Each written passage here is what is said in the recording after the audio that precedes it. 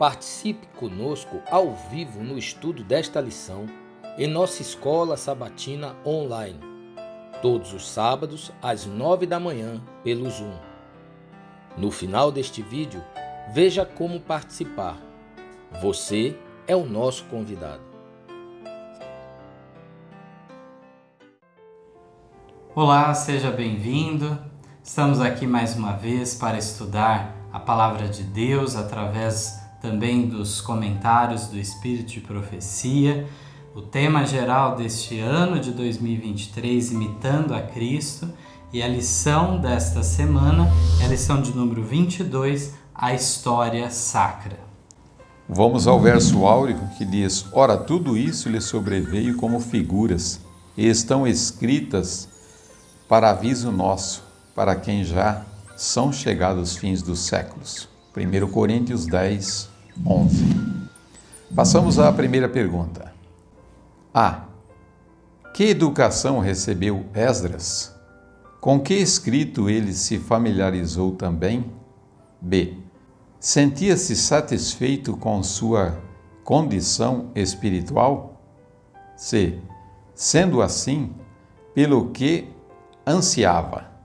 Esdras 7, verso 10. Diz assim: porque Esdras tinha preparado o seu coração para buscar a lei do Senhor e para cumpri-la, e para ensinar em Israel os seus estatutos e os seus juízos. Vemos aí então que ele aprendeu isso, para ser colocado. E aqui no meditação matinal também diz assim: descendente dos filhos de Arão, Esdras havia recebido a educação sacerdotal e, em acréscimo a isto, adquiriu familiaridade com os escritos dos magos, astrólogos, sábios do reino da Medopérsia, mas não se sentiu satisfeito com sua condição espiritual.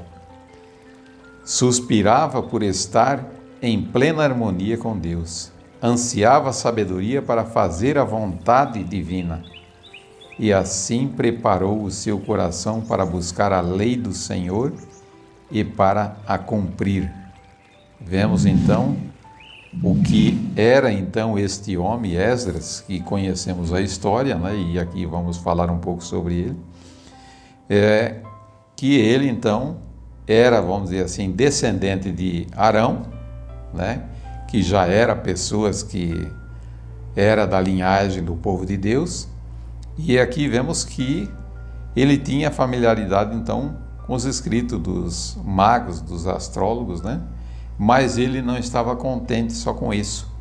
Ele então partiu então para algo mais alto, que seria a condição espiritual, que ele chegou à conclusão e ansiava então por isso, Então, realmente, nós vemos que Esdras era um erudito de primeira linha. Sim. Tinha um domínio, de toda espécie de conhecimento, e tinha também recebido a educação sacerdotal, aqui Sim, diz. isso. Mas, apesar disso tudo, ele ainda se considerava o quê? Aquém, não capaz de fazer a vontade divina, ansiava a sabedoria para conseguir fazer isso. Passamos à segunda. Diz: em que estudo ele se aplicou diligentemente? Isto o levou a aplicar-se diligentemente ao estudo da história do povo de Deus, como se encontra relatado nos escritos dos profetas e reis do Antigo Testamento. Ele foi impressionado pelo Espírito de Deus a estudar os livros históricos e poéticos da Bíblia, a fim de compreender por que tinha o Senhor permitido que Jerusalém fosse destruída e seu povo levado cativo a terras pagãs. Importante isso, então, nós vemos aqui, que ele então ficou impressionado com isso, queria saber o porquê, por que Jerusalém foi cativo. E depois nós sabemos, e vamos ler mais aqui, o que fez ele então sobre a questão de Jerusalém. Então foi muito importante para ele melhorar a sua experiência religiosa, né? Alcançar um nível de espiritualidade maior, de saber a vontade de Deus, foi através do estudo da história sagrada. Através desses escritos inspirados da Bíblia, aqueles que ele já tinha acesso, que já tinham sido formados, né? Não tinha ainda todos os livros, mas nós vemos que através destes livros inspirados, que em sua maioria são o quê? Livros históricos, biográficos. Sim. E tudo mais, ele pôde compreender melhor as coisas, né? Passamos à terceira, que diz: o que ele experimentou após aprender mais e mais quanto aos desígnios de Deus para com o seu povo. Agora, de que forma ele usaria esse conhecimento? Neemias 8, 5 e 6. Nos declara o seguinte: Esdras abriu o livro perante a aviso de todo o povo, porque estava acima de todo o povo, e abrindo ele, todo o povo se pôs em pé. E Esdras louvou o Senhor, o grande Deus, e todo o povo respondeu: Amém, amém, levantando as suas mãos, e inclinaram suas cabeças, e adoraram ao Senhor com os rostos em terra. Ainda Salmo 40, verso 8 a 11. Deleito-me em fazer a tua vontade, ó Deus meu, sim, a tua lei está dentro do meu coração. Preguei a justiça na grande congregação, eis que não retive os meus lábios. Senhor, tu o sabes, não escondi a tua justiça dentro do meu coração, apregoei a tua fidelidade, a tua salvação, não escondi da grande congregação a tua benignidade e a tua verdade. Não retires de mim, Senhor, as tuas misericórdias. Guarde-me continuamente a tua benignidade e a tua verdade. Então nós temos aqui a continuação ainda da meditação Jesus, meu modelo 115. O primeiro parágrafo nos fala assim: Esdras fez um estudo especial das experiências do povo escolhido de Deus desde o tempo que a promessa foi feita a Abraão até a libertação da escravidão egípcia e do êxodo. Estudou as instruções dadas a eles ao pé do Monte Sinai e através do longo período de vagueação pelo deserto. Ao aprender mais e mais em relação ao procedimento de Deus para com seus filhos e perceber quão sagrada era a lei dada no Sinai, o coração de Esdras foi impressionado como nunca antes. Ele experimentou uma nova e completa conversão e se determinou dominar os registros da história do Antigo Testamento, para que pudesse usar esse conhecimento não para propósitos egoístas, mas de modo a levar bênção e luz ao seu povo. Algumas das profecias estavam prestes a se cumprir. Ele pesquisaria diligentemente em busca da luz que estivera obscurecida. Esdras se esforçou em seus estudos. Ele se empenhou em obter um preparo de coração para a obra que acreditava ter-lhe sido confiada. Buscou a Deus fervorosamente para que pudesse ser um servo por meio do qual seu Senhor não seria envergonhado. Explorou as palavras que havia sido escritas acerca dos deveres do povo escolhido de Deus. Encontrou solene voto feito pelos israelitas de que obedeceriam às palavras do Senhor, e o voto que Deus em retorno fizera, prometendo-lhe suas bênçãos como recompensa pela obediência. Então vemos aqui a importância do conhecimento agora de Esdras, né? Que ele queria ter esse conhecimento, diz aqui, para melhor então ensinar o povo, o seu povo, né? Diz aqui, em levar à luz as bênçãos para ele. E aqui no fim, então ele diz assim, né? Que eles, quando assim feito, o texto bíblico também falou, né? Que eles então diz, tudo que o Senhor disse nós faremos, né? E aí então foi feita a promessa de Deus, então, que ele seria com eles, né? mas sabemos que tudo é sobre condição, né? Se eles não cumprissem a promessa de fazer tudo o que ele tinha falado, o Senhor também não seria com eles, assim como ele disse. Mas até então, isso daqui tinha acontecido, né? E então o Senhor fez a promessa que seria com eles, né? É muito interessante essa nota, porque nos fala que ele passou por uma nova experiência de conversão após tudo isso. Uma pessoa então erudita em assuntos de fora da fé judaica, na fé judaica também, e ele teve que se colocar nessa posição de aprendiz. E dessa maneira ele conseguiu então e ver todo o relato bíblico, compreender, e não guardou para ele mesmo só, né? Que diz que ele realmente queria levar essa luz ao povo para ser bênção a outras pessoas. E Esdras então estava atento a tudo aquilo. Deus abriu caminho para que através de Ciro começasse então algumas coisas, né? E isso foi se desenvolvendo depois de Ciro, Dario fazendo outro decreto mais abrangente, e depois Artaxerxes finalmente fazendo um decreto final, dando ainda maior condição para Israel voltar à sua normalidade, para ser reestruturado o templo e dessa maneira voltar aos serviços religiosos também.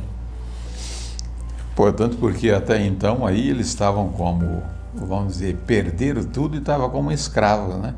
E agora então, depois desses decretos, então é que ele volta, né? E aí então institui novamente, né, Jerusalém, e importante isso então, né? O que acaba se relacionando também com o início da grande profecia dos 2.300 anos de Daniel 8:14, com então o trabalho de Esdras iniciando lá em 457 a.C., e um pouco depois Neemias também se dirige a Jerusalém no auxílio também. Então nós vemos que foi um processo longo, mas que eles então estavam atentos a tudo isso, né? De maneira que observaram todos os cumprimentos proféticos, o propósito de Deus, e estavam cientes, como o irmão falou, de que as bênçãos eram sob condição de obediência. Passamos à quarta, diz: os registros da história sacra são meramente para que se possamos ler e nos maravilhar? Qual a razão de não haver maior força em seu povo? Portanto, de que importante lição devemos sempre estar nos lembrando? Salmos 78, 1-8. Escutai a minha lei, povo meu, inclinai os vossos ouvidos às palavras da minha boca, abrirei a minha boca numa parábola, falarei enigmas da antiguidade, os quais temos ouvido e sabido, e nossos pais nos têm contado. Não os encobriremos aos seus filhos, mostrando à geração futura os louvores do Senhor, assim como a sua força, as maravilhas que fez. Porque ele estabeleceu um testemunho em Jacó e pôs uma lei em Israel, a qual deu aos nossos pais para que a fizessem conhecer a seus filhos, para que a geração vindoura a soubesse, os filhos que nascessem, os quais se levantassem e a contassem a seus filhos, para que pusessem em Deus a sua esperança, e se não esquecessem das obras de Deus, mas guardassem os seus mandamentos, e não fossem como seus pais, geração contumaz e rebelde, geração que não regeu o seu coração e cujo espírito não foi fiel a Deus. Temos ainda na continuação 1 Coríntios 10:11, texto de verso áureo, que nos fala: ora, tudo isso lhe sobreveio como figuras, estão escritas para aviso nosso, para quem já são chegados os fins dos séculos. Vemos Então aqui essa primeira pergunta fala, foi então essa história sacra só meramente para ser lembrada? Então nós sabemos que não, né? Diz aqui, os registros da história sacra são escritos não meramente para que possamos ler e nos maravilhar, mas para que a mesma fé que operou nos servos de Deus no passado possa operar em nós. De maneira não menos acentuada, o Senhor operará agora, onde quer que haja condição de fé para serem canais de seu poder. Deus fará grandes coisas por aqueles que nele confiam. A razão pela qual seu povo professo não tem maior força é que confiam tanto em sua própria sabedoria e não dão ao Senhor oportunidade para revelar seu poder em favor deles. Essas foram as lições continuamente ensinadas aos filhos de Israel. Ao dirigir-lhes a atenção para o Deus do céu, Cristo os ensinou a não tomar a glória para si mesmo. Não acalentemo-nos à exaltação própria. Quando começamos a achar que somos alguma coisa, lembremos de que nada temos de diferente ou melhor que os outros mortais, a não ser o que Deus nos tem dado. Então, vemos aqui a resposta, né, das perguntas ali, falando então que não adianta nós pensarmos que somos melhor do que os outros, né? E diz aqui que nós somos iguais aos outros. Nunca pensarmos então que nós podemos fazer algo, esquecer de Deus, né? Ele tem que estar na nossa frente, na nossa direção. Devemos ser canais, instrumentos de seu poder. É tão significativo nós pensarmos, por exemplo, 2 livros que tem na Bíblia, que eram uma espécie de prevenção para que Israel não caísse em certos erros, e caiu mesmo assim. E com certeza pela falta do estudo, da reflexão sobre aqueles livros. Nós temos o livro de Jó, que nos mostra então que o justo ele pode ficar numa condição de aflição, de adversidade, e isso não vai ser um sinal de que Deus está amaldiçoando ou coisa do gênero. O livro de Jó trazia essa lição importantíssima para Israel, e eles não aprenderam. O livro de Jó que foi escrito por Moisés, então faz parte dos primeiros livros. Isso.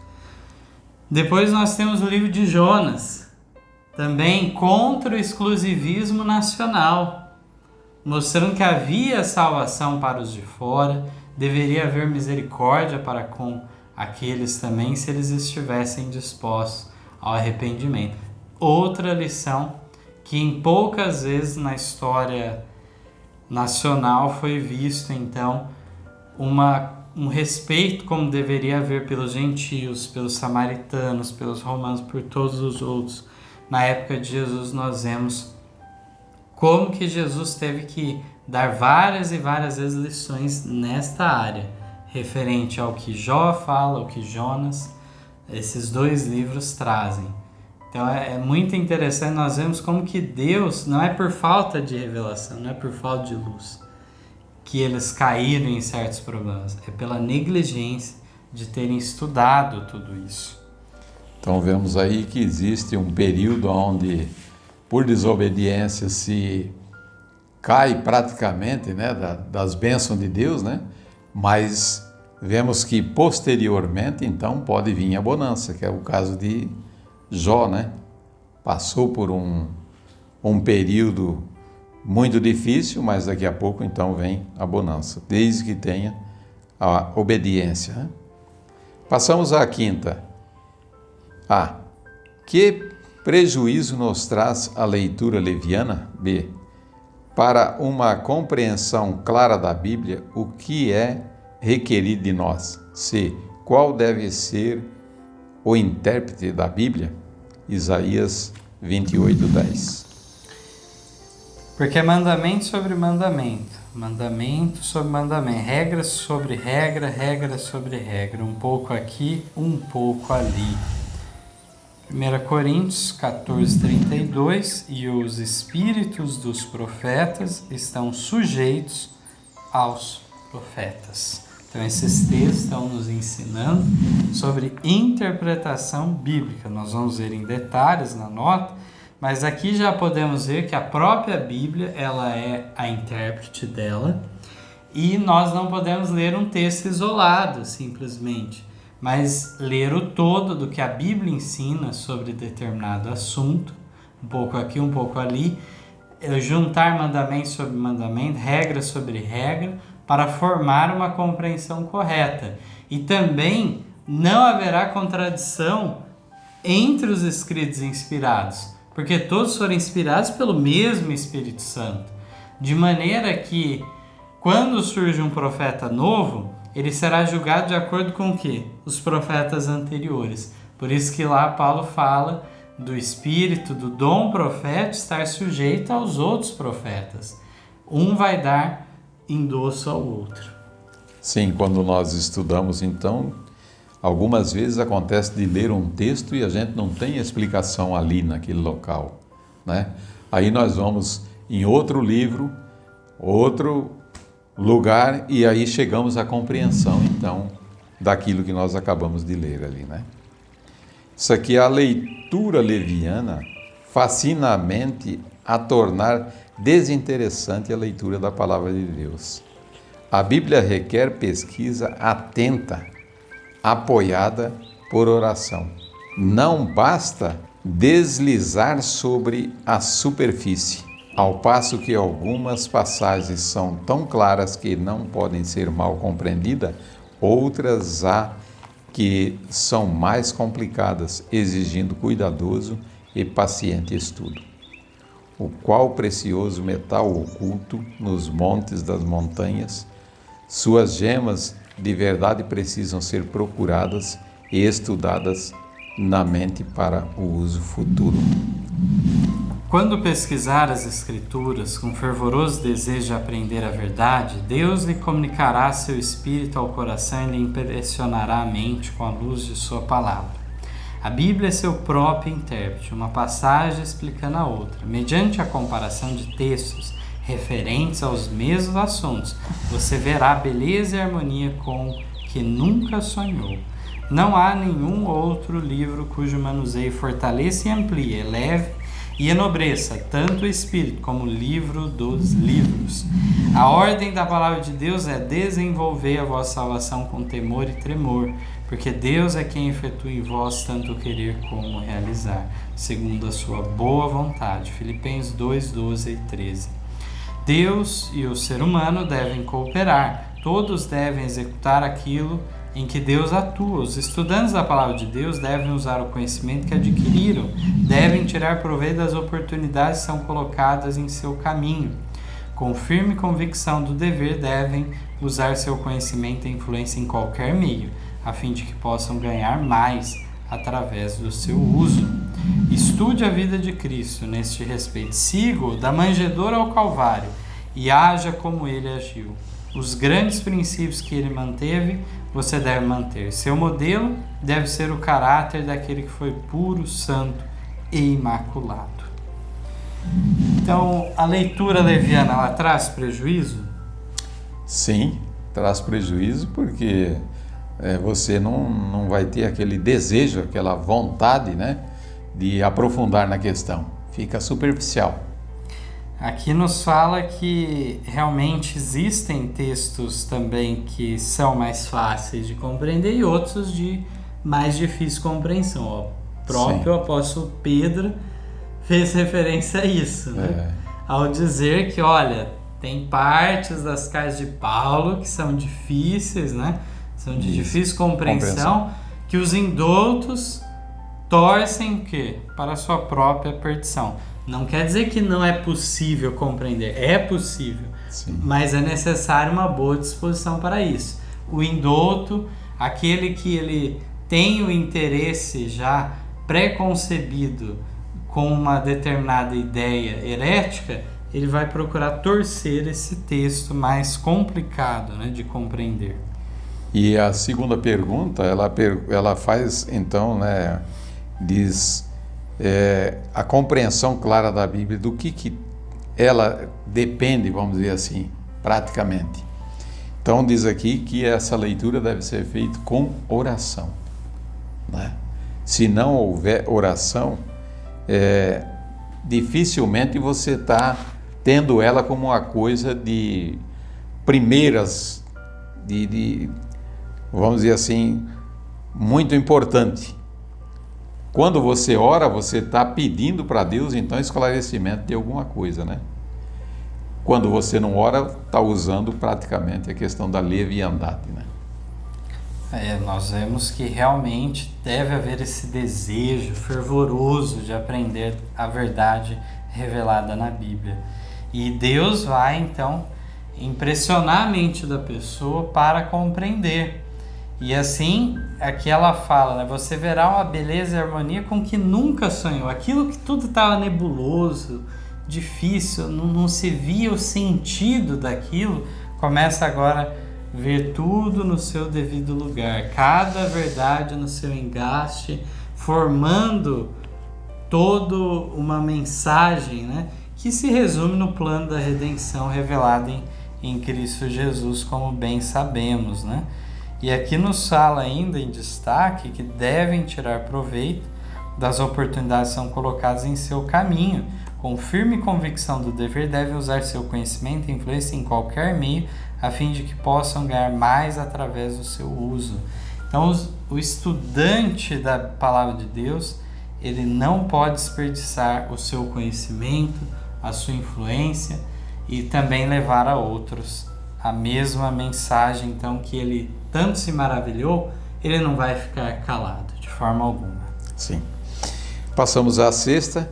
O que nos habilitará a observarmos intimamente o divino modelo? Lucas 24, 27 e 44.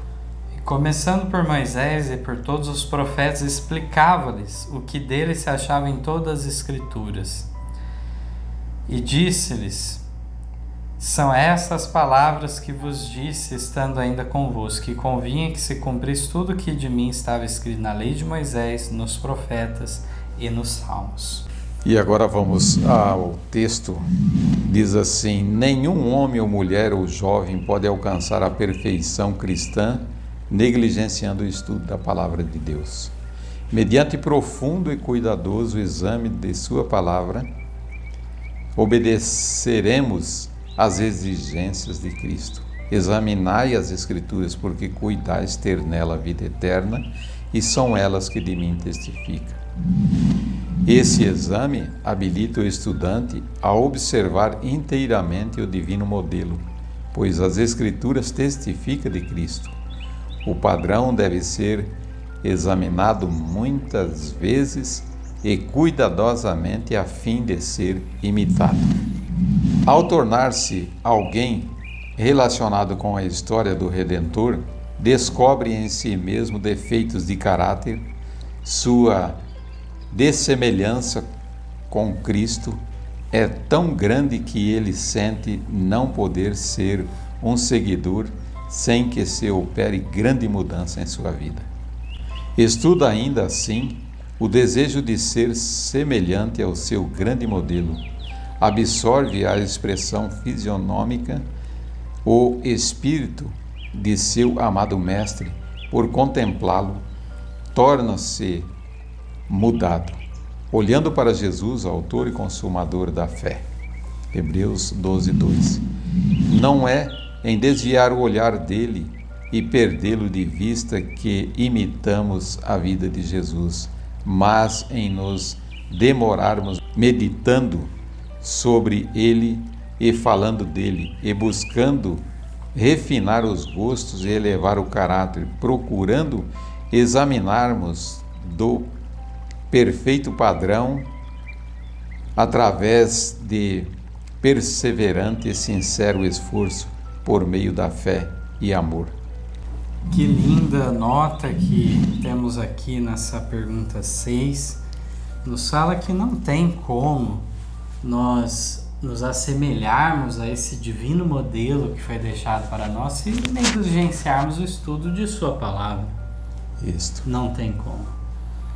Então, vemos aqui que diz então, né, não é nós desviarmos dele que vai acontecer isso, mas sim aproximarmos então do estudo da sua palavra. Aí vamos vendo isto, o caráter dele, e assim então refinar o nosso.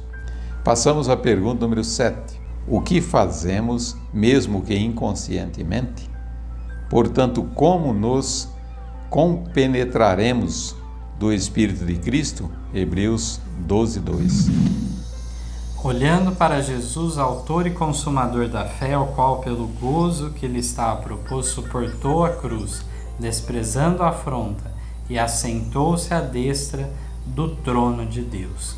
Mais uma vez destacando aqui de manter o olhar para Jesus, e ele não simplesmente principia essa obra da salvação.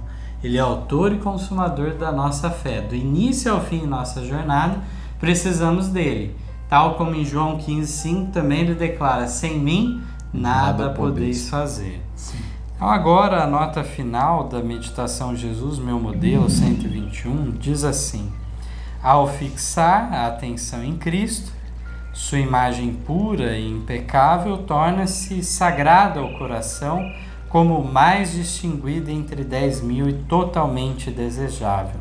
Cantares 5, 10 e 16. Mesmo inconscientemente, imitamos aquilo com que estamos familiarizados, tendo conhecimento de Cristo, de suas palavras, de seus hábitos, de suas instruções, e tomando emprestadas as virtudes do caráter que tão rigorosamente estudamos, seremos imbuídos do Espírito do Mestre, o qual tanto admiramos. A palavra de Deus, falada ao coração, tem um vivificante poder, e os que formulam qualquer desculpa para não se familiarizar com ela negligenciarão as reivindicações de Deus em muitos aspectos. O caráter ficará deformado, as palavras e atos serão um descrédito à verdade. Então vemos a importância disso, né? Quando nós aproximamos de Cristo aqui, diz que mesmo inconscientemente nós estamos fazendo o quê? Estamos mostrando que nós estamos imitando eles, né?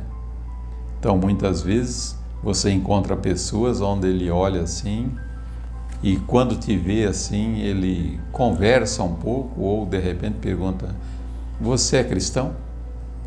Ou você é religioso? Defende alguma, vamos dizer assim, alguma verdade assim, né?